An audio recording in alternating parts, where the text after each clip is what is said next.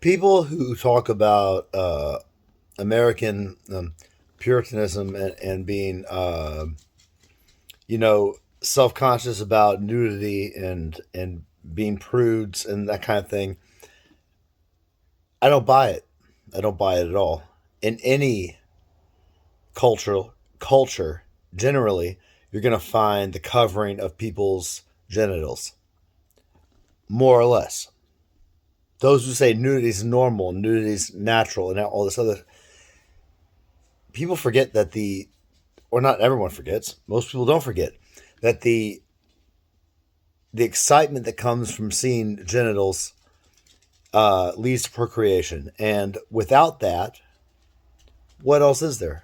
The drive that a man will have to impregnate a woman has to do with more than just um, an interaction, it's not about love. It's not about relationship. It's simply about wanting something that you don't have, and that's why you'll find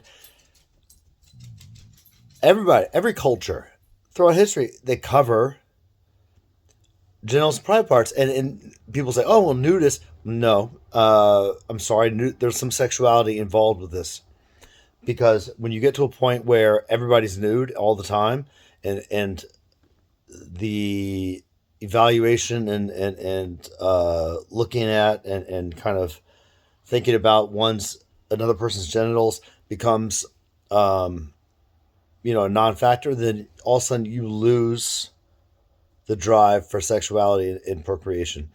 And this is very clear. And so I had to gather my thoughts for a second. But okay, take a family.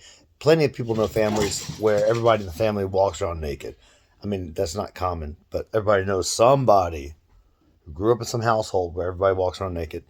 And so I guess in that situation, it's like, oh, there's my father's penis, there's my mother's vagina. I'm thinking of them as nothing more than my.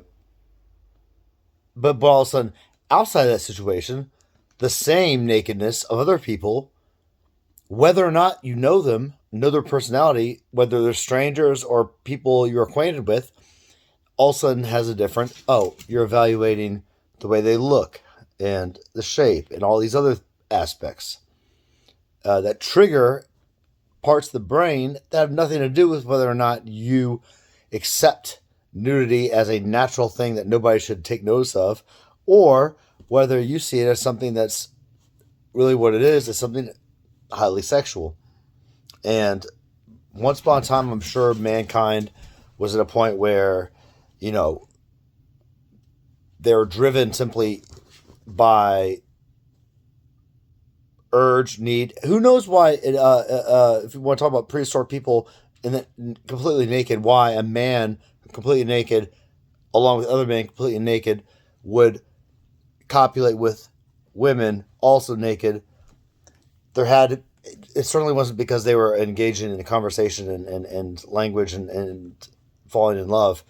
It had to do with something else, probably dominance, violence. I don't know, but there's something there. There's some kind of inherent need there to procreate, which leads animals to the same kind of, a dog can have sex with another dog who looks exactly the same as a male or female, maybe smaller, and the difference is power and dominance and these other things. Now all of a sudden we've thankfully gotten to a point where it's not about just simply dominating someone weaker than you. If that was the case, there'd be definitely no heterosexuality around because, it would just be anybody you could dominate. Um, but now it's more nuanced to a degree, but it relies upon people being covered in genitals because there's no situation where you can just sit there and take anybody, no matter what their views are, how liberal they are. You're not going to look at a penis that you're. I'm not saying some people might look at a penis and it might be large and bulbous, and people would be like, "Oh no." Other people might look at that and be like, "Oh my god, that's exactly what I need." And you can't take that away. You can't take that away. And there's a reaction, and there's a chemical reaction going on in the brain that you cannot get away from.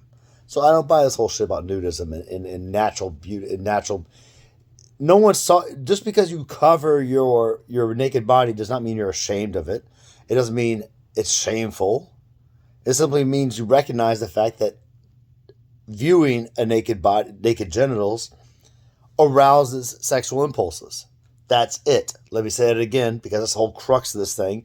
Don't miss this just because the rest of the video is so fucking long. Looking at genitals arouses sexual impulses, and that's the way it goes. And that's it.